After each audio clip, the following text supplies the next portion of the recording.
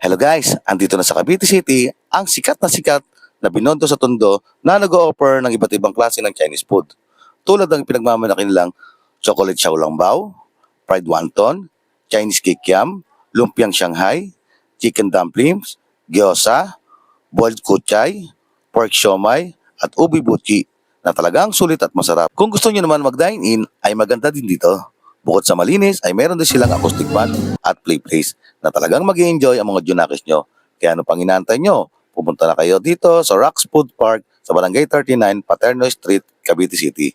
Love you guys! Wala si Jer Pascual, ang owner ng Binondo sa Tondo at binansagan ding dim sum master ng Tondo.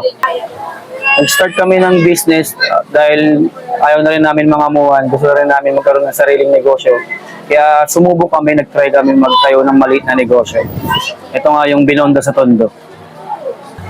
Nung una, mahina yung tinda namin, syempre. Hanggang sa na-vlog kami ng marami, yung mga sikat din na vlogger. Una, 1 kilo lang na karne ang nagagamit namin. Ngayon, halos araw-araw, 20 kilos na. Kulang pa minsan yun. Kaming bago ngayon dito sa Rocks Food Park. Matatagpuan sa Cavite City. Open kami rito ng 11 a.m. to 10 p.m. Siyempre guys, meron pa rin kami sa main branch namin yung nasa Tondo. Matatagpuan nyo naman yung Yanko Street, Corner Baltasar. Mag-open naman kami doon ng 4 p.m. to 12 a.m. Ito yung pinagmamalaki nilang xiaolongbao. Chocolate to ha. Tignan natin.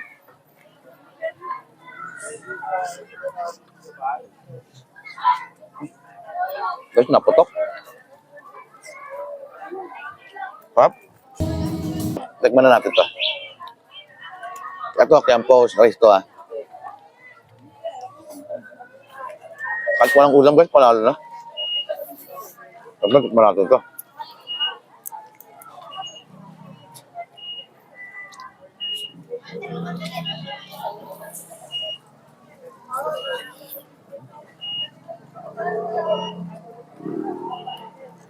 Grabe, sarap. Lalo itong rice, oh.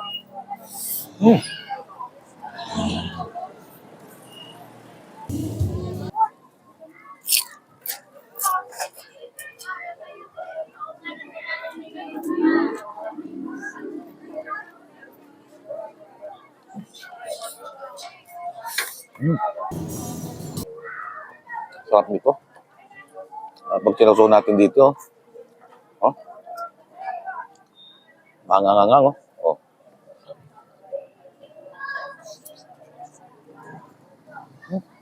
Grabe, sarap.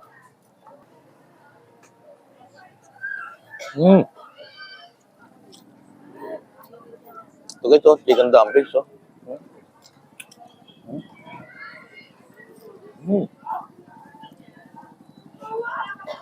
Pork siomai. Ito, marami sa atin dito na ito eh.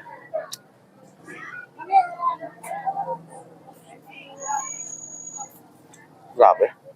Sarap. Ito guys, ubi buchi. O yun oh. Oh. Siyempre, diretso na rin sa bunganga yan.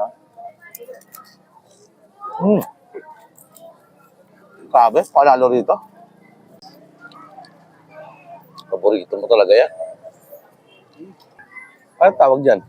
Chicken dumplings. Ayun, na sinasabi ko. May lahi ka kasing Chinese eh, no? Chintong, chintong. Ayun, no? Yeah. Mm.